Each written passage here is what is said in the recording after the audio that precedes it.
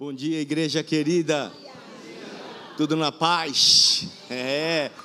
Eu fiz um curso com os irmãos. O nosso pastor é carioca, né? Aí então já fica mais fácil. Jesus é lindo.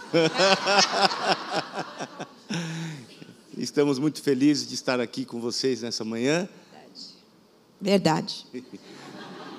Quem ainda não nos conhecia, deixa eu ter uma ideia aqui, levante a mão. A grande maioria. É um prazer conhecê-los. Estamos muito felizes. Essa igreja é uma igreja que nós amamos muito. Há 10 anos nós nos relacionamos já. Eu acho que eu não tinha barba branca ainda naquela época. E nem era vovô. Mas estava conversando com o pastor Hélio há pouco a esse respeito. Nós vemos esses ciclos passando, piscamos o olho e passou 10 anos. Como é importante.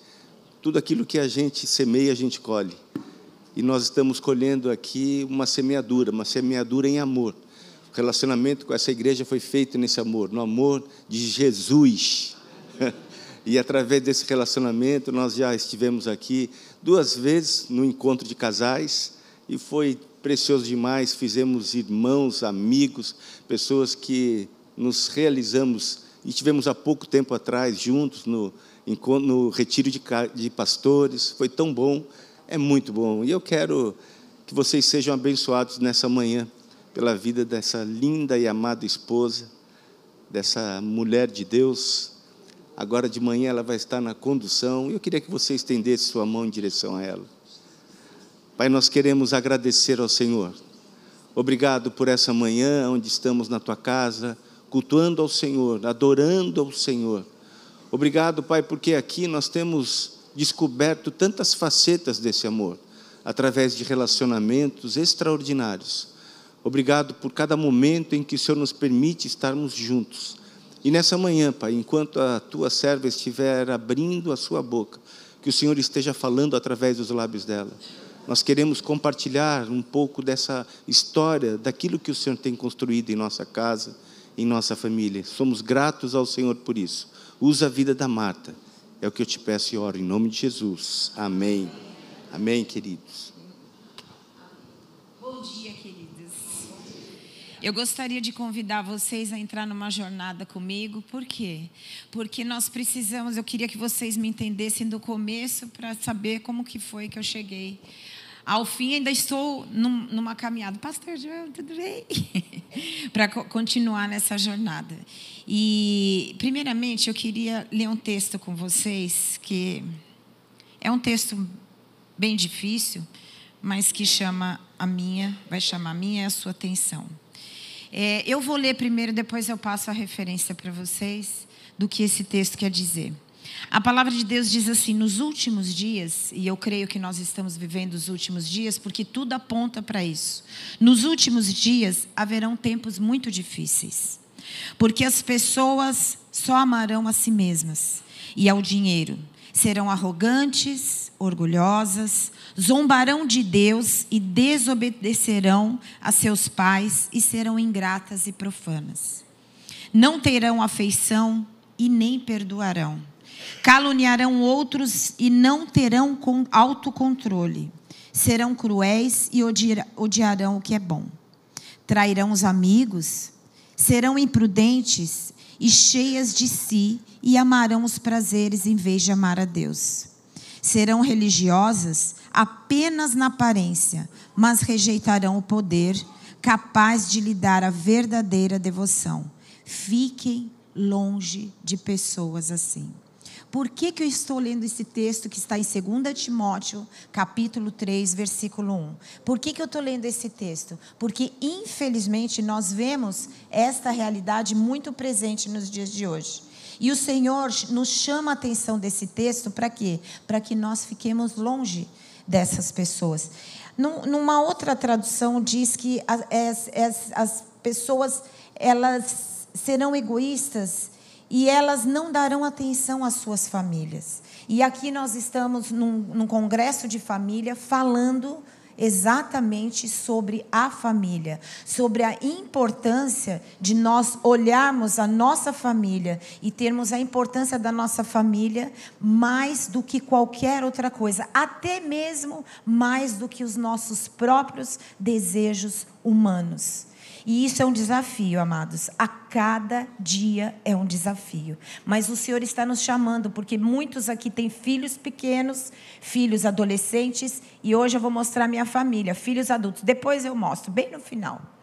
Para dizer o quê? É uma batalha, é um dia de cada vez. E eu gostaria de conversar com vocês e dar o nosso testemunho, foi para isso que os pastores nos convidaram, porque todos nós tivemos um passado, todos nós tivemos uma história. E eu preciso construir uma história com vocês, a minha jornada, para que vocês entendam o porquê que o Senhor tem nos colocado neste lugar hoje. Porque nós precisamos ser curados para curar outros.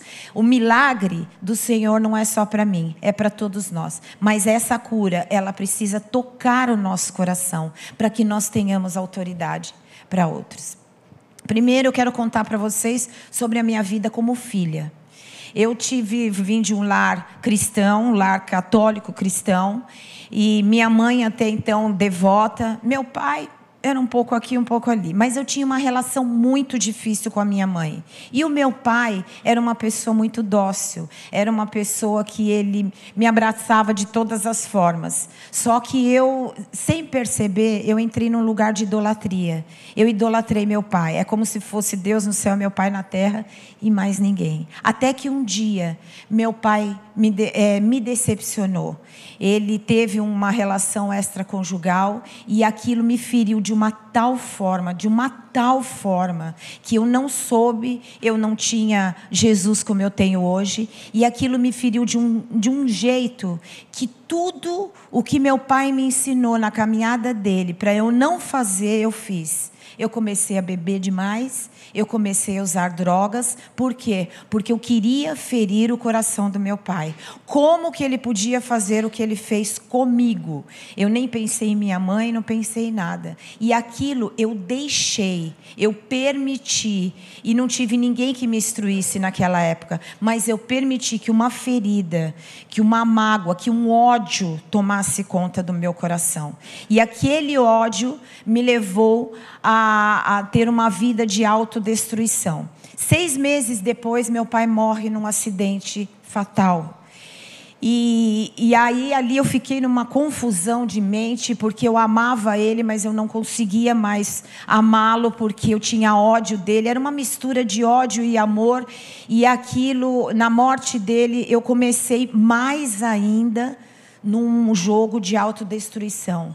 Queridos, eu usava drogas de um jeito, mas não era mais para só usar. Eu queria tirar a minha vida. Eu queria, não tinha mais sentido a minha vida. Era como se eu me sentisse culpada pela morte dele. Nada a ver, porque hoje eu entendo, mas na época eu não tinha entendimento disso. Mas eu me odiava pelo fato de ter odiado ele e não ter dado a ele a oportunidade de me pedir perdão ou da gente se perdoar. E ele tentou. Meu pai tentou, mas eu não quis dar ouvidos. Eu virei da garotinha, da princesa, a uma pessoa extremamente revoltada, confusa e uma pessoa totalmente fora de mim. E depois disso, logo depois disso, meu pai morreu no mês de julho. No mês de fevereiro eu sofri um estupro por uma pessoa que disse que esperava meu pai morrer para fazer o que fez comigo. Então vocês imaginam a cabeça de uma menina de 17 anos. Hoje uma menina de 17 anos é até mais evoluída, mas no caso eu não era. Na minha época, a menina não tinha o que tem hoje, acesso a tantas coisas, a tantas informações, mas eu fui extremamente violentada na minha mente, no meu corpo e na minha alma. Aí, imaginem, daí eu comecei novamente. Então, essa jornada como filha foi terrível. Eu fui uma filha perdida, digamos assim. Minha mãe né? Por muito tempo eu a culpei, mas ela não tinha condições de me dar a estrutura que eu precisava. Porque às vezes a gente cobra, tem muitos jovens aqui, às vezes a gente cobra dos nossos pais o que eles também não tiveram oportunidade de ter. E assim a gente culpa, uma culpa que nós não devemos fazer. Então, eu aconselho a vocês jovens, se vocês tiverem algum problema, cuide para não deixar o teu coração entrar nesse lugar de revolta. Cuide para não deixar a sua mente, o seu corpo entrar nesse lugar de querer fazer totalmente o contrário daquilo que Deus tem nos chamado, porque você tem algum problema de consciência ou de coração com seus pais. Às vezes não, muitas vezes os pais precisam do mesmo amor com que a gente é alcançado. Logo depois, eu vivi uma vida assim, bem perdida mesmo. Mas aí nessa trajetória eu conheço esse menino aqui, esse baixinho. Por quê? E vou dizer uma coisa para vocês, algo que me atraiu no Rogério, foi o biotipo do meu pai. Para vocês verem como o nosso subconsciente ele é maluco. Porque nele eu vi um homem alegre, um homem cheio de vida, um corpo muito parecido com o do meu pai. Na verdade, eu procurava um pai. Eu não procurava um marido. Mas me apaixonei pelo Rogério. E ali o Rogério, depois, no segundo culto, ele vai contar um pouquinho dele. Hoje eu vou contar um pouquinho de mim. E nessa jornada, o casamento. O casamento será a minha solução. Porque até então, dos 18 anos, que isso aconteceu comigo com os 18 anos, dos 18 aos 22, eu vivi uma vida de autodestruição. Mas eu falei, não, o Rogério vai ser a pessoa que vai me dar a segurança que eu preciso. Ele vai me dar o apoio que eu preciso. Ele vai ser o que eu preciso. Mais uma vez, eu entrei no lugar de idolatria. Eu idolatrei um homem que ele não tinha condições de me responder. Aí, quando nós começamos a namorar, ele também tinha uma roda de amigos, que também tinha... também usava algumas coisas erradas, hábitos errados, exatamente, hábitos errados. Só que o Rogério veio de uma família mais estruturada. Ele veio de uma família onde os seus pais eram mais normais, digamos assim. Aí, logo depois que nós estávamos namorando, que a gente já estava mesmo apaixonado um pelo outro, eu engravidei. Aí, nessa de engravidar, é o filho. Agora é o filho. Filho é tudo que eu queria. Eu quero ter uma pessoa onde eu possa expressar o meu amor. Porque eu me tornei uma pessoa fria, seca. Eu não gostava de contato físico, exatamente por causa de tudo que eu vivi. Mas um filho, não. Um filho vai ser a minha salvação. E eu, amando e cuidei da minha gravidez, porque eu queria ser mãe. Mas, queridos, logo depois, isso até então ainda não havia me convertido.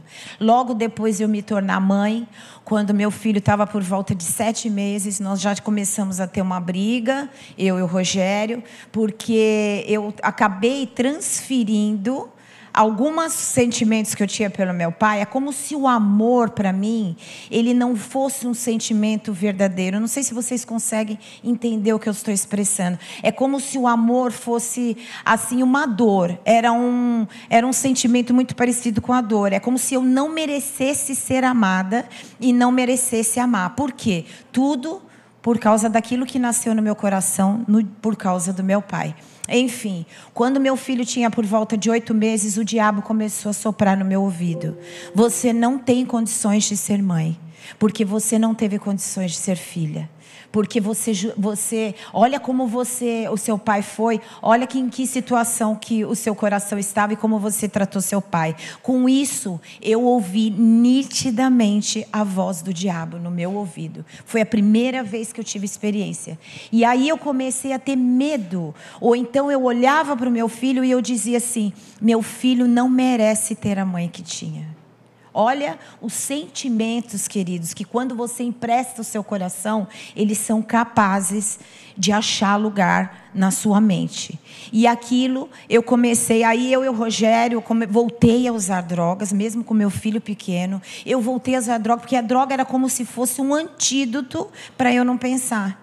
Eu usava porque ela me fazia meio que ficar amortecida. Só que com isso nós começamos a ter brigas horríveis, eu e o Rogério. Brigas onde houveram ofensas verbais, ofensas, agressões físicas, agressões emocionais. E ali, nesse tempo onde eu comecei a ter esse sentimento pelo Rogério, voltou tudo a mesma coisa que eu tive quando meu pai me provocou. Eu comecei a usar das mesmas armas para com o Rogério. Por quê? Porque, mais uma vez, o homem que eu confiei, esse homem me traiu. Esse homem me machucou. Enfim, novamente, o que acontece? O Rogério não tinha estrutura.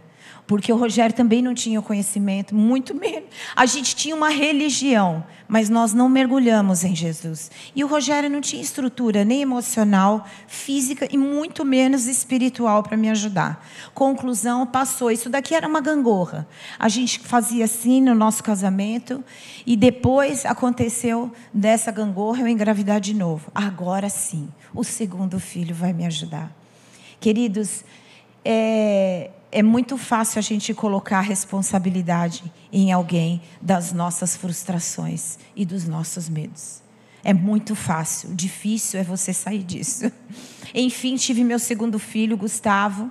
E depois que o Gustavo veio, aí o diabo entrou com o pé, como a gente diz, com o pé na porta, tentando destruir tudo que a gente tinha e o amor dos nossos filhos. Foi quando eu estou resumindo bastante porque nós temos muito pouco tempo. Então, a primeira jornada era o meu pai, a segunda jornada era o Rogério e os meus filhos. E mais uma vez o diabo falando no meu ouvido que eu não tinha condições. E foi quando por causa das brigas que nós tínhamos, horríveis, porque eu só não morri nas mãos do Rogério, porque o Senhor já tinha misericórdia pelas nossas vidas. Ainda que eu estava vivendo um pecado horrível, o Senhor tem misericórdia das nossas vidas. A palavra de Deus em Salmos 139 diz: se eu subir aos céus, ou se eu descer o mais profundo das profundezas, o Senhor me vê, o Senhor me assiste. Ele só espera que eu e você façamos um sinal e digamos a Ele: Senhor, me socorre. Porque o dia que a gente fizer isso, Ele vem ao nosso socorro. Quando tudo isso aconteceu, eu entrei, foi uma noite inteira, eu tinha muito medo das agressões do Rogério. Uma noite eu sumi, literalmente, com meu filho, Gustavo, de 2 anos de idade. Por aí, né? Com quase 2 anos de idade, eu sumi. Eu passei uma noite escondida, drogada. Deus teve a misericórdia sobre o meu filho. Ele me fez o meu filho dormir aquela noite inteirinha dentro do carro, porque o amor de Deus já estava nos alcançando, a gente não percebia. E aquela noite eu me droguei e eu não conseguia voltar para casa. Eu não tinha forças, porque quem já teve ou conhece alguém que tem experiência com isso, você fica travada de um tal ponto que você não consegue mexer um dedo. É uma loucura, por isso que se chama droga. Né? E aquela noite, eu passei a noite inteirinha parada num lugar na rua, sem conseguir me mexer, e eu olhava para o meu filho dormindo. Aí eu disse: Deus, ele não merece a mãe que ele tem.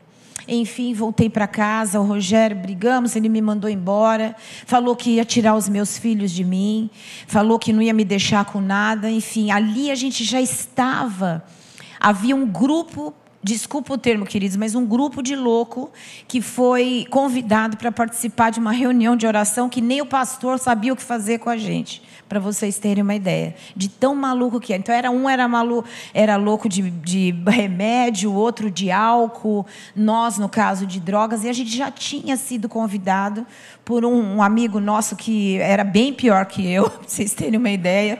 Ele nos chamou para essa reunião, mas tinha um casal. Por isso que eu digo, nós somos instrumentos de Deus. Nós somos instrumentos de Deus nessa terra. Nós somos a expressão de Jesus na face da terra. E havia um casal que tinham 4 filhos, sendo 2 pequenininhos. Eles pegavam aqueles filhos e enfiavam dentro do carro para tentar ajudar esse bando de maluco. Mas se eu e você não quisermos sair do lugar aonde nós estamos, não tem quem faça isso por nós. isso tem que partir do nosso coração. Mas a gente ia, a gente chorava, a gente se simpatizava, a gente amava ouvir falar de Jesus, mas voltava para casa e fazia as coisas erradas. Até que nesse dia, o Rogério me mandou embora de casa e esse casal me levou. Com os 4 filhos, eles me levaram para a casa deles. Ali, eu não sei se alguns já ouviram falar, chama-se Palavra da Vida, que é um lugar que tem um seminário. E ali eles me levaram para a casa deles. E naquele dia, olha, queridos, para vocês terem uma ideia, na época eu pesava acho que uns 40 e poucos quilos, eu estava bem magrinha, bem judiada por causa das drogas e tudo. E naquele dia, eu falei para eles assim, eles me amaram muito, mas eu não conseguia enxergar o amor deles. Não que eu não conseguia, é como se eu não merecia aquele amor que eles estavam me dando. Então eu falei para eles assim, eu vou dar uma volta, eu preciso refrescar minha cabeça um pouco, eu vou dar uma volta. Foi quando eu fui num lago, nesse lugar que tem a Palavra da Vida, e ali eu me debulhei no chão. Ali, literalmente, eu caí por terra e comecei a brigar com Deus. Eu comecei a dizer assim, Jesus, todo mundo fala do Senhor, que o Senhor existe, que o Senhor faz, que o Senhor não faz, que o Senhor fala, mas pelo jeito nem o Senhor quer saber de mim, porque eu sou estrupício. Ali eu havia perdido a minha identidade. Literalmente, queridos, eu não sabia nem o que eu era, o que eu gostava, o que eu queria. Eu só queria morrer, porque meus filhos não mereciam crescer vendo a mãe que eles tinham. E ali naquele lago, eu caída no chão, eu sei até hoje que eu não sei nadar, eu falei, Jesus, daqui eu me lanço. Acabou, o Senhor não vai ter, olha que ousadia que a gente é. O Senhor não vai ter mais oportunidade comigo. E ali eu queria tirar a minha vida. Mas pasme, a palavra de Deus diz, clame a mim e eu vou te responder. Clame a mim e eu vou te responder. Eu nem sabia que palavra era essa, mas naquele chão eu chorei, eu me quebrantei. Eu nem sabia quem eu era, mas o meu quebrantamento, mesmo que na ignorância, o Senhor, Ele se apresentou a mim. O Senhor veio a mim. Eu era uma pecadora, das piores pecadoras que existiam, mas o Senhor se apresentou a mim naquela manhã, e Ele disse, filha, ainda que ninguém acredite em você, eu quero você, eu quero o seu coração. E eu ainda fiquei ali por muito tempo conversando com Ele, e eu dizia assim, Senhor, como é que o Senhor vai querer esse coração feio, horrível, eu não tenho nada para dar, eu não tenho nada para oferecer. Ele falou, você não tem, mas eu em você, eu vou fazer uma reviravolta. Conclusão, queridos, eu saí daquele lugar outro ser humano. Diante de Deus eu falo isso para vocês, não é utopia e nem uma historinha. Dali eu saí um outro ser humano. Ali eu não tinha mais medo, porque eu era uma pessoa extremamente medrosa, não tinha identidade. É como se eu falasse para Deus assim, Senhor, é necessário que o Senhor me refaça, porque eu não sei nem ler a Bíblia, eu não sei nem abrir a Bíblia. E Ele dizia, eu vou enviar pessoas para te ajudar. Conclusão, queridos, eu levantei dali, acho que eu fiquei por ali umas 2 horas, eu levantei dali, eu levantei daquele chão. A Bíblia ainda fala isso, o cair é do homem, mas o levantar é de Deus. E no dia que eu me levantei daquele chão, eu era outro ser humano. A impressão que eu tinha é que até o meu corpo, ele era diferente. Ele estava igualzinho, mas alguma coisa o Senhor fez dentro de mim. E aí eu voltei para a casa daquele casal. Quando eu voltei para a casa daquele casal, pasme vocês, eu estava me sentando para conversar com eles o que tinha acontecido, a experiência que eu tive com Jesus. A hora que eu estava me sentando, tocou a campainha. Quando tocou a campainha, era um casal de pastores. E eles disseram assim, o pastor que estava cuidando de vocês, ele não deu conta, mas ele pediu socorro, porque eles lidavam com pessoas nessa área de tóxico, né? Então ele entrou em contato com esse casal e eles tocaram a campainha e disseram assim, Jesus mandou vir aqui ensinar tudo o que vocês precisam saber. Olha que coisa mais linda, queridos. Jesus, Ele vem ao nosso encontro. Ele só quer que a gente peça. Ele só quer que a gente levante a nossa mão e diga, Senhor, vem aqui. Mas o que eu quero dizer para vocês? Nós moramos em São Paulo e não existe, eu acho que, diferença. Nós estamos lidando hoje com muitas pessoas, adultos, pais, mães, pessoas casadas, que estão entrando em crises terríveis, crentes já convertidos ao Evangelho, e estão entrando em situações onde não estão sabendo lidar com seus casamentos e muitas vezes com a paternidade ou a maternidade. Sabe por quê? Porque alguma coisa foi roubada lá atrás. Algum trauma foi roubado lá atrás. Aí você diz assim, mas a palavra de Deus diz que Jesus levou sobre si todas as nossas dores e as nossas enfermidades. É verdade? Super verdade, totalmente. O problema é quando eu trago de volta, ou quando eu sou constantemente visitada por sentimentos ou traumas que eu vivi no meu passado e eu não deixo ninguém mexer. A Bíblia diz também, confessai os vossos pecados uns aos outros para nós sermos curados. Nós precisamos de cura. Nós precisamos de cura. E muitas vezes você vai se deparar com uma situação, por exemplo, agora estamos o quê? 25 anos já? 26 convertidos? Gente, eu sou meio ruim ainda de número. 28 anos nós nos convertemos. Hoje nós servimos ao Senhor ali na igreja. Eu louvo a Deus pela confiança do pastor Djalma, a pastora Mirna, que também nos envia para este lugar. Estamos ali servindo. E nós vemos o seguinte, o velho homem, ele sempre tenta ressuscitar. Se nós não colocarmos ele no lugar onde ele tem que ser colocado, muitas vezes esse velho homem vai querer ressuscitar. Mas o novo homem, que se renova a cada dia, é Ele que tem que falar por nós e é Ele que tem que se mover por nós. A Bíblia diz, queridos, que para nós cuidarmos da nossa família, porque se nós não cuidarmos da nossa família, nós somos pior do que os incrédulos. E muitas vezes na igreja nós somos tão lindos, nós somos tão amáveis, nós somos tão dedicados, tão solícito com as pessoas. Mas a minha pergunta para você e para mim também é o que nós temos feito, como nós temos tratado, como nós temos lidado com as pessoas dentro da nossa casa, como eu tenho lidado com meu esposo, como meu esposo tem lidado comigo. Hoje nós temos 4 filhos homens. Na época que tudo isso aconteceu, nós tínhamos 2, o Eduardo e o Gustavo, que a gente brinca e fala que são os profetas maiores. E depois da conversão nós tivemos mais 2 filhos, o Pedro e o Samuel. E a cada dia, queridos, a cada ano que passa, nós temos desafios e batalhas. Nós temos situações onde nós nos deparamos, onde a gente, por nós mesmos, nós não conseguimos dominar. Mas o Senhor, por isso que a palavra de Deus diz que a cada manhã o Senhor renova as suas misericórdias. Porque todos os dias nós precisamos ser renovados pelo Espírito. Como está a nossa vida de oração? Como está a nossa vida de devoção ao Senhor? Como nós temos pedido, estamos aí há 28 anos, aconselhamos casais, aconselhamos famílias, mas nós temos nos aconselhado a nós mesmos, eu a ele a mim. Como que tem sido isso na nossa vida?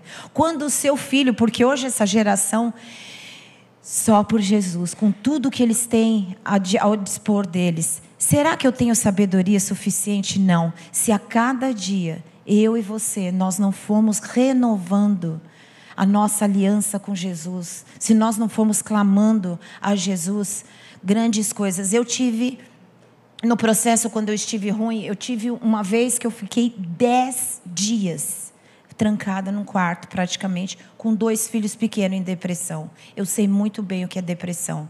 Aí outro dia uma pessoa perguntou para mim, pastora, você agora hoje, como pastora, você fala dos 10 dias de depressão. Muitas vezes quando você se depara com uma notícia, quando você se depara com uma situação que você não consegue dominar por si só, você tem depressão? Eu falo, eu não tenho.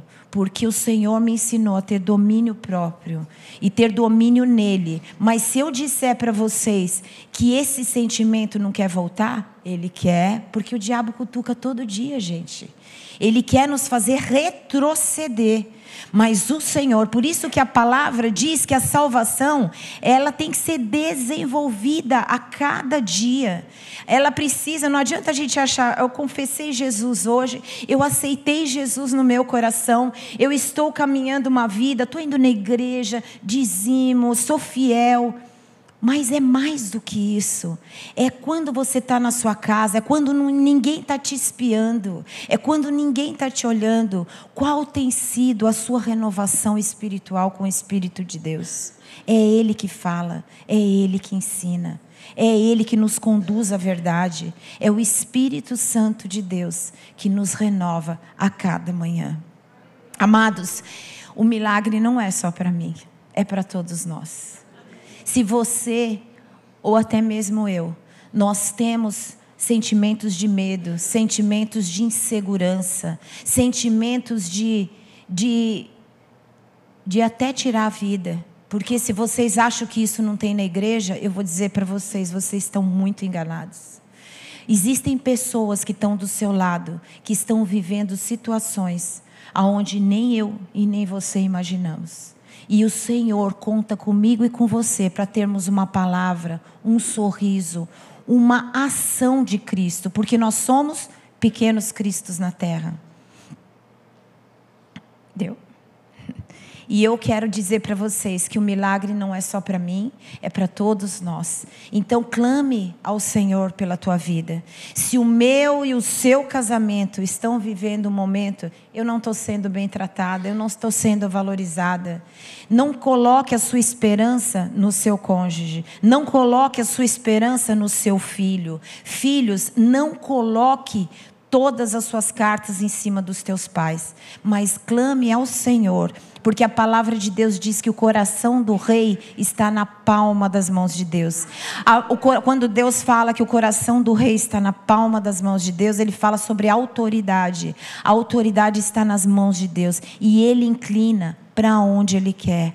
Mas se existe uma forma de nós clamarmos ao Senhor para fazer isso, é através da oração, é através do clamor, é através de nós abrirmos o nosso coração para Deus. Se tem uma coisa que desde aquele dia, daquele lago, que eu abri o meu coração para Deus, eu faço isso todos os dias. Senhor, quando eu tenho outros sentimentos contrários, Senhor, trata o meu coração. Eu não tô bem com esse sentimento, eu não estou bem com essa voz. Senhor, trata o meu coração. O Senhor, a Bíblia diz que o Senhor tem sonhos muito mais profundos para nós e planos muito mais elevados do que eu imagino. Eu nunca imaginei estar aqui onde eu estou. Eu nunca imaginei, o Rogério fala muito isso quando ele dá o testemunho. Nós não tínhamos autoridade para falar para um cachorro. E o Senhor nos coloca no meio de reis, no meio de famílias lindas.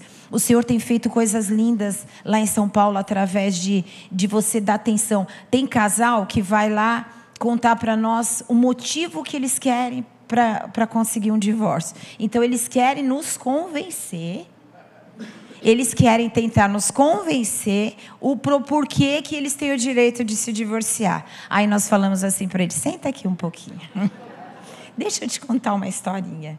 Então por quê? Porque o Senhor, Ele tem uma cura para proporcionar para nós. E essa cura que Ele vai proporcionar para nós é para que nós venhamos a ser instrumento deles para curar outras pessoas. Há um texto da palavra de Deus em Apocalipse, capítulo 2, não me lembro o versículo, que diz assim, veja aonde você caiu.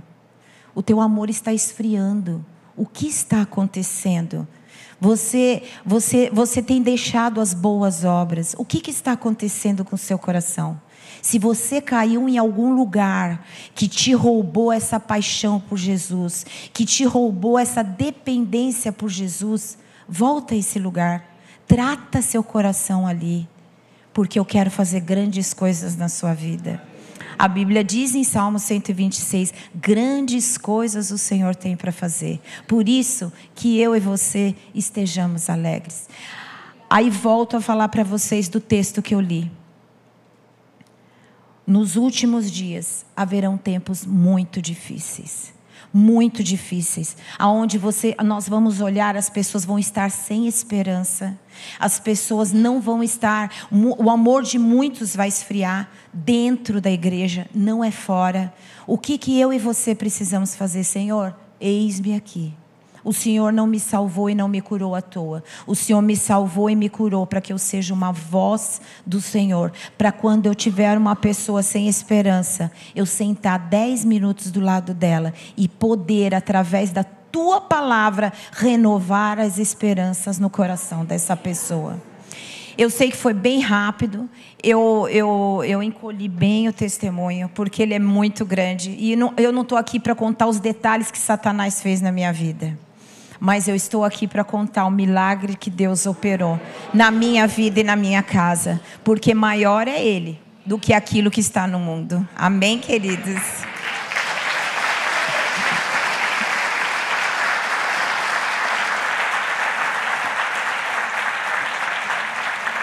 Eu queria apresentar para vocês a minha família.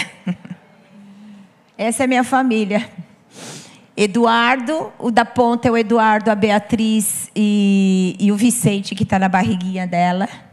Depois o Rogério, eu, a Ana e o Guga, que são líderes de adolescentes hoje, servem na igreja.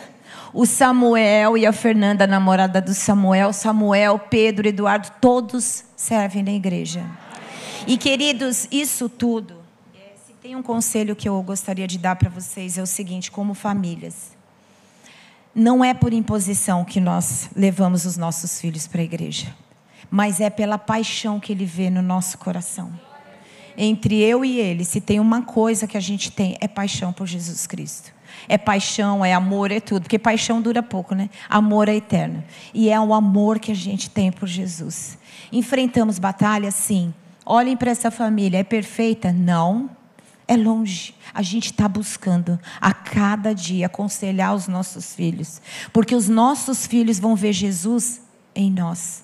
Nós somos a primeira porta para os nossos filhos verem Jesus. É na nossa vida, é no nosso casamento. Se os filhos não olharem no nosso casamento Jesus, eles não vão acreditar no casamento. Se os nossos filhos olharem para nós e vermos nós nos batendo e nos pegando, eles vão dizer o que vale a pena ir para a igreja e servir a Jesus. Mas quando eles olham para nós e dizem, meu pai sofreu, a minha mãe comeu pão que o diabo amassou, é um termo horrível, mas foi. Mas hoje, aonde abundou o pecado, superabundou a graça de Deus. Aleluia.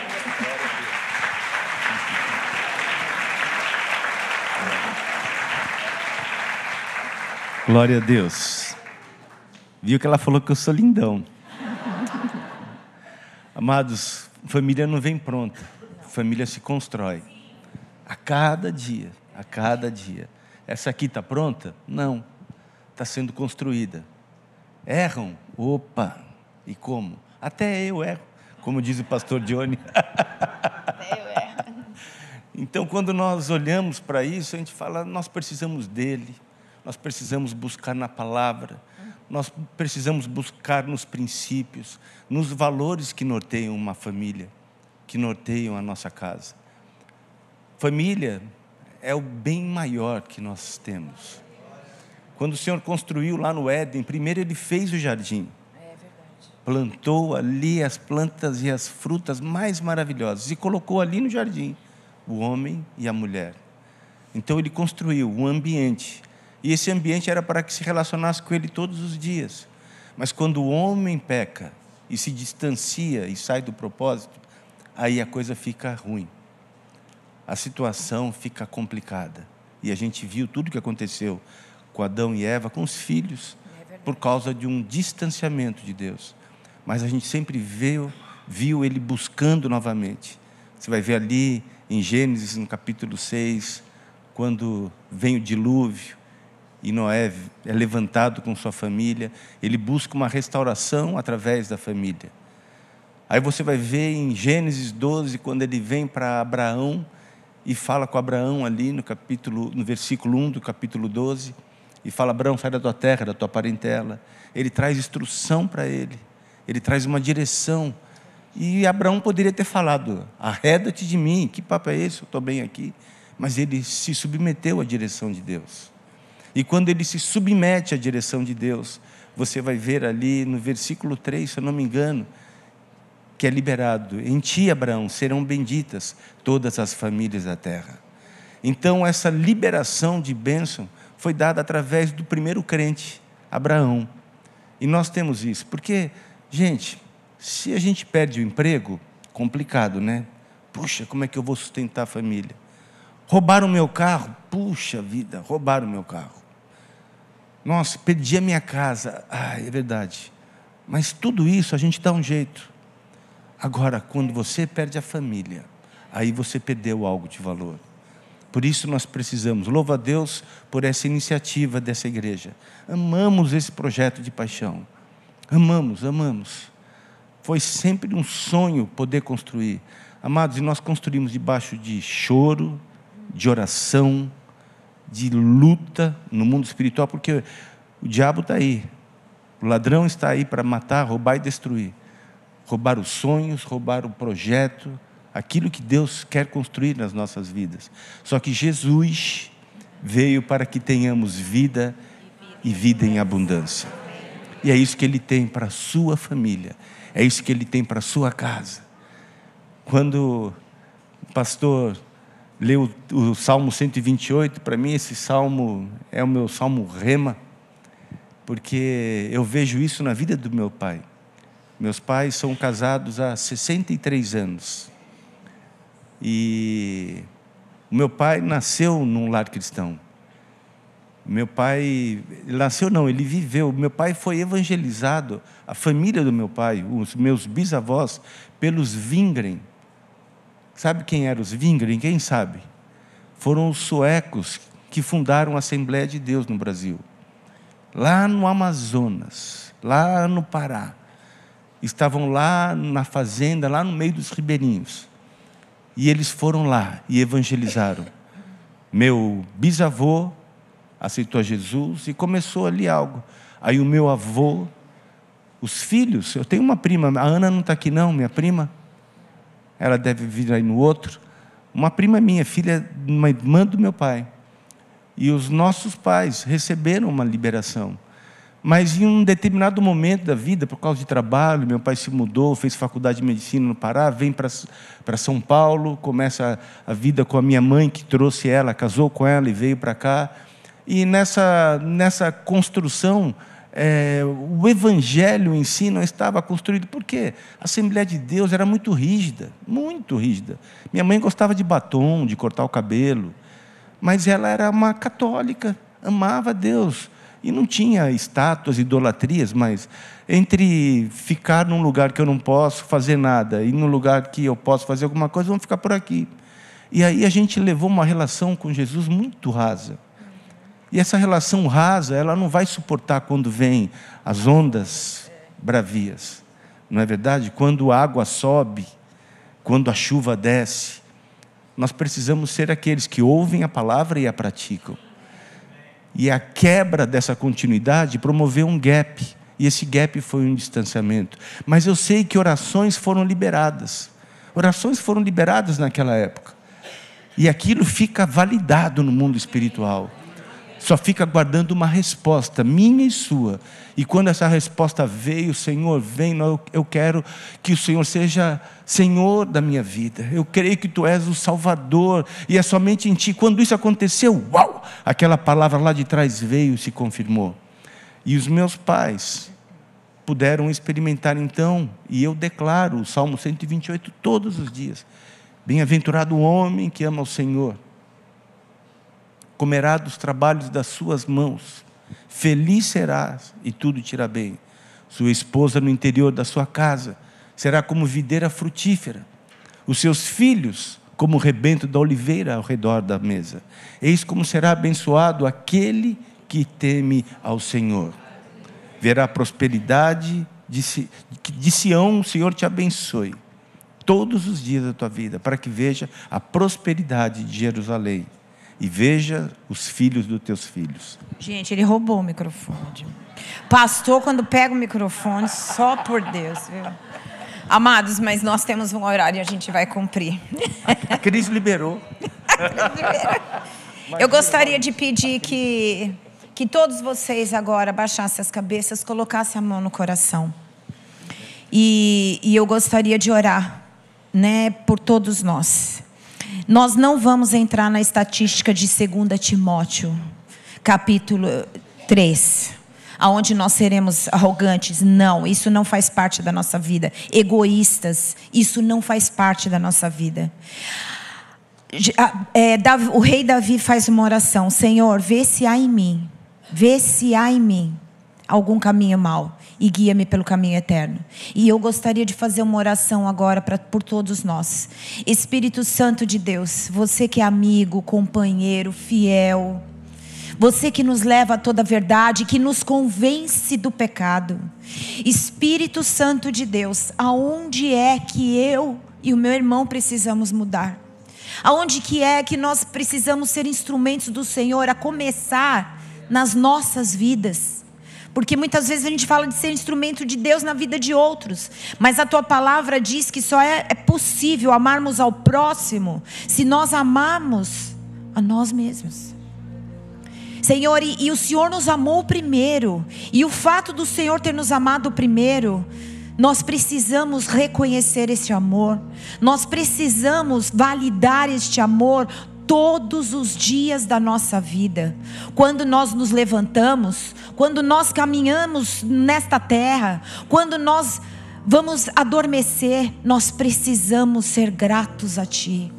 Porque gratidão é o que eleva, é o que agrada o teu coração.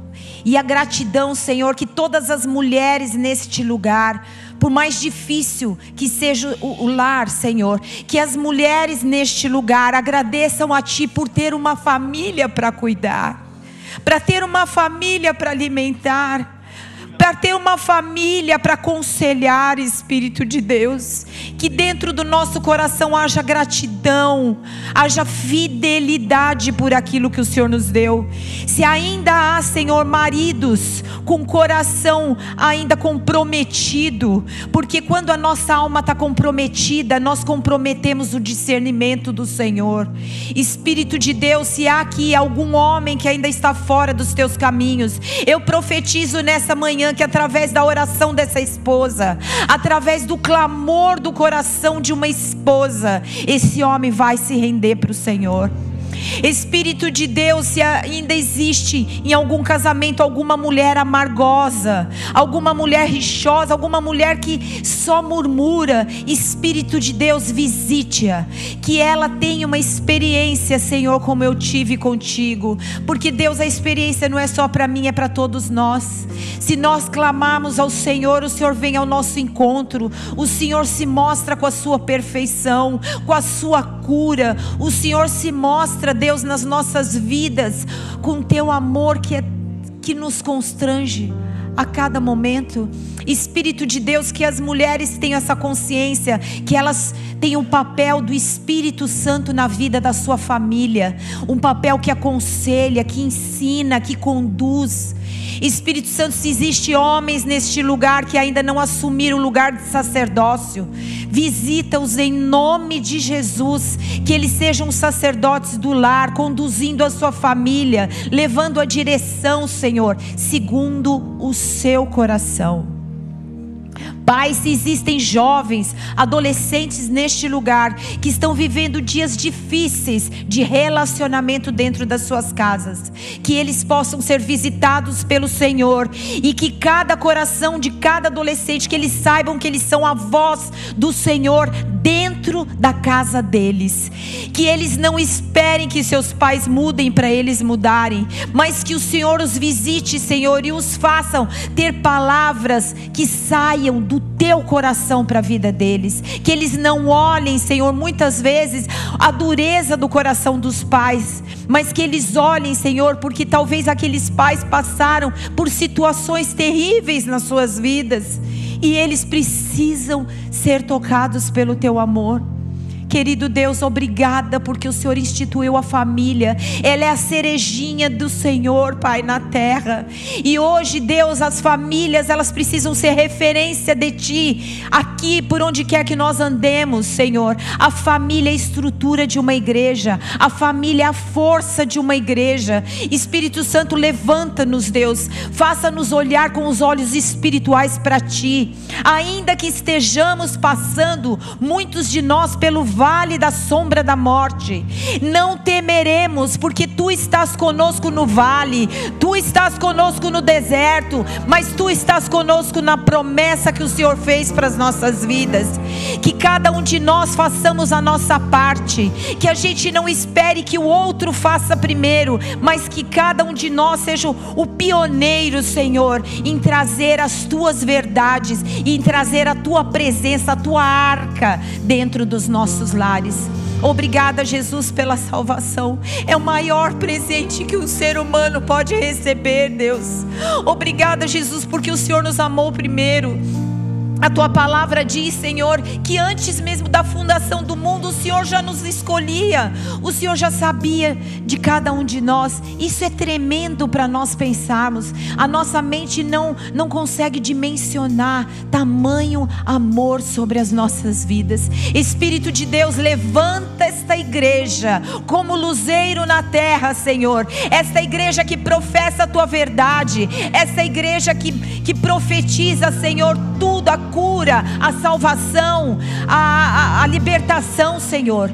Que o Senhor faça esta igreja se levantar, Deus, e que ela alcance vários cantos desta terra, e que cada um de nós, na dimensão em que nós tocamos, nós possamos ser sal e luz. Sal dá sabor e luz apaga as trevas. Que assim seja, Senhor, com cada um de nós. Que sejamos, digamos para Ti: eis-nos aqui, Senhor. Cura-nos primeiro, para que possamos, Senhor, curar a nossa família, para que possamos, Senhor, ser verdadeiramente a realização do Teu sonho sobre as nossas vidas, em nome de Jesus. Aleluia. Dá uma salva de palmas para Jesus. Vamos aplaudir a Jesus. Glória a Deus.